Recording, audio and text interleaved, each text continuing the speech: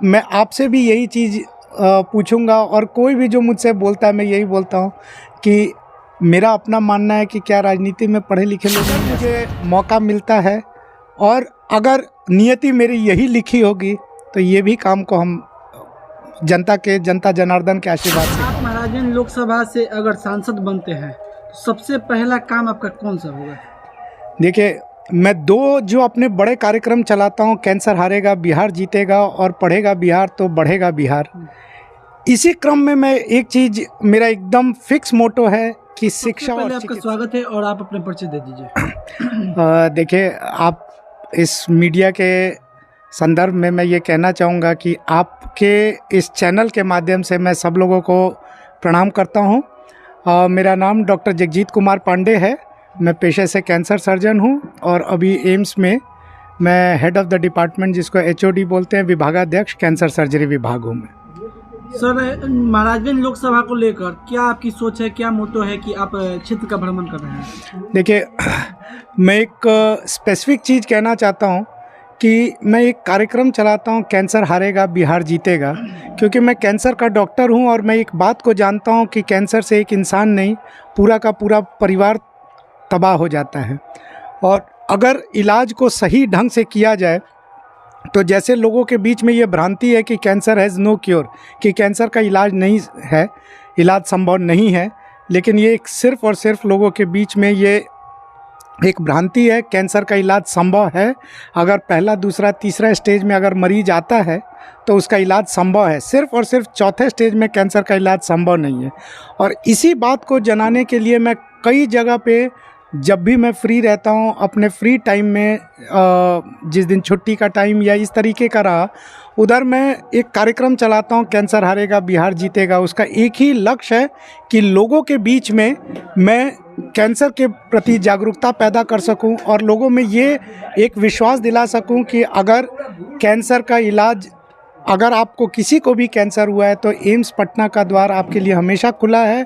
AIIMS Patna में सभी latest से लेटेस्ट हमारे पास सारा का सारा इलाज की सुविधा उपलब्ध है। अगर किसी को भी कैंसर होता है तो वो ज़रूर आए। और इसी मोटो को लेके मैं कई जगह पे घूमता हूँ। हाँ, ये ज़रूर है कि छपरा, क्योंकि मेरा अपना निवास स्थान है, छपरा बोलने का मतलब मैं पुराने छपरा के हिसाब से बोलता हूँ, छपरा, सिवान, गोपालगंज। इसीलिए इस जगहों पे, क्योंकि मैं अक्सर, मेरा घर आना होता है, तो इन जगहों पे मैं ज़्यादा टाइम देता हूँ। लोगों के बीच में घूम घूम के इस चीज़ को बताने की कोशिश करता हूँ। भले 10 ही लोग क्यों ना हो गांव में जुटे, लेकिन उन लोग के बीच में बताने की कोशिश करता हूँ कि कैंसर का इलाज है। और मेरा ऐसा मानना है कि वो 10 लोग नहीं होते हैं, मेरी बातों को वही लोग अगले 6 महीने में 1000 लोग तक पहुँचाते हैं। और इसी क्रम में मैं इन जगहों पर घूमता हूँ और घूम के लोगों को कैंसर के प्रति जागरूक कर रहा हूँ। सर, ऐसा भी चर्चा चल रहा है कि डॉक्टर जगजीत पांडे महाराजगंज लोकसभा से भाजपा के टिकट पर चुनाव भी लड़ेंगे। देखिए, इसके एस्पेक्ट में मैं 2 चीज़ कहूँगा। पहला चीज़ कि अगर नियति किसी इंसान को किस मोड़ पे लेके जाती है ये कोई नहीं जानता है। और अगर नियति में यही लिखा होगा तो इस काम को भी सफलीभूत करने का मैं ज़रूर कटिबद्ध हूँ कि इस काम को भी ज़रूर सफलता से आदमी काम करेगा, अगर लोगों का आशीर्वाद रहेगा तो। दूसरा, मेरा अपना मानना है कि मैं आपसे भी यही चीज़ पूछूंगा और कोई भी जो मुझसे बोलता है मैं यही बोलता हूँ कि मेरा अपना मानना है कि क्या राजनीति में पढ़े लिखे लोग नहीं आ सकते? क्यों नहीं आएंगे? बिल्कुल। तो अगर मुझे मौका मिलता है और अगर नियति मेरी यही लिखी होगी तो ये भी काम को हम जनता जनार्दन के आशीर्वाद से काम करेंगे। सर, अगर आप महाराजगंज लोकसभा से अगर सांसद बनते हैं तो सबसे पहला काम आपका कौन सा होगा? देखिए, मैं दो जो अपने बड़े कार्यक्रम चलाता हूँ, कैंसर हारेगा बिहार जीतेगा और पढ़ेगा बिहार तो बढ़ेगा बिहार। इसी क्रम में मैं एक चीज़, मेरा एकदम फिक्स मोटो है कि शिक्षा और चिकित्सा, शिक्षा, चिकित्सा, और ये दोनों चीज़ें अगर सही स्ट्रीमलाइंड हो जाए तो तीसरा चीज़ है रोजगार। इन 3 चीज़ों को मैं चाहता हूँ, क्योंकि मेरा अपना मानना है कि बिहार के लोग में वो हर चीज़ है, बिहारियों में वो हर प्रतिभा है जिससे एक क्षेत्र को मैं विकासशील नहीं, विकसित बनाया जा सकता है। बस प्लेटफॉर्म देने की ज़रूरत है।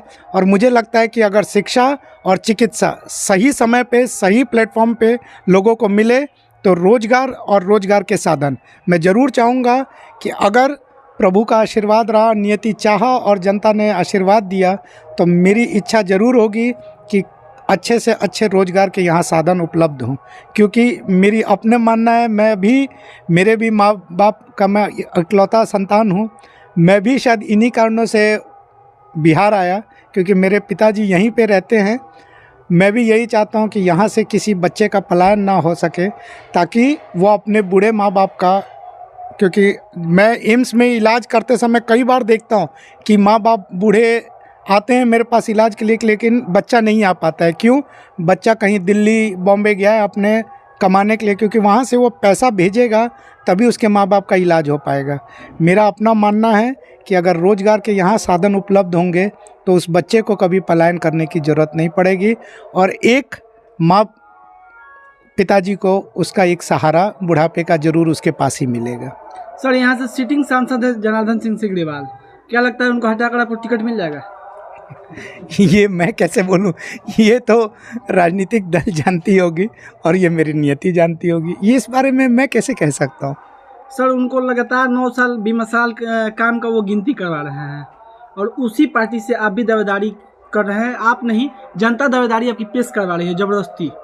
जनता ये बोल रही है कि डॉक्टर जगजीत पांडे चुनाव लड़ेंगे भाजपा से। देखिए, the best part of our Indian democracy, Bharat की डेमोक्रेसी का सबसे बेस्ट पार्ट क्या है कि यहाँ जनता जनार्दन ही मालिक है। तो जो मालिक होता है बात तो उसी की ना चलती है, और बाकी प्रभु की इच्छा।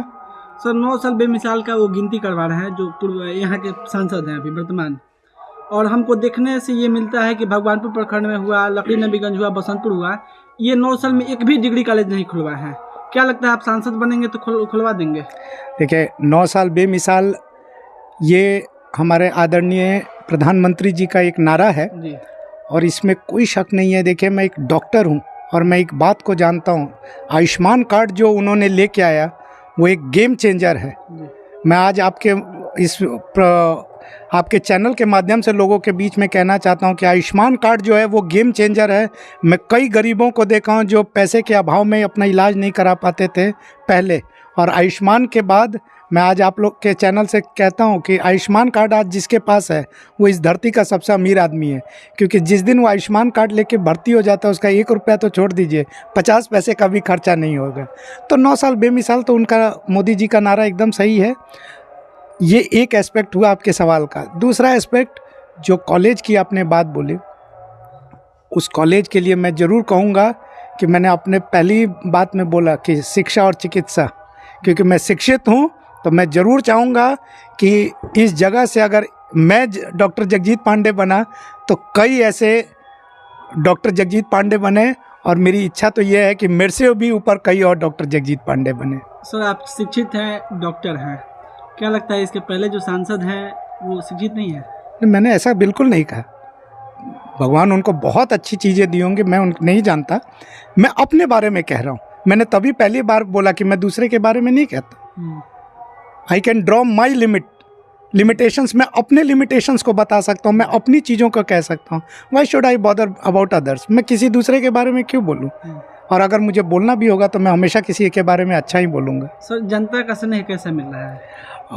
अभूतपूर्व, अतुलनीय, जिसको कोई तुलना नहीं किया जा सकता। और उसके लिए मैं सबका तहे दिल से नमस्कार करता हूँ, नंदन करता हूँ, अभिनंदन करता हूँ। धन्यवाद। धन्यवाद।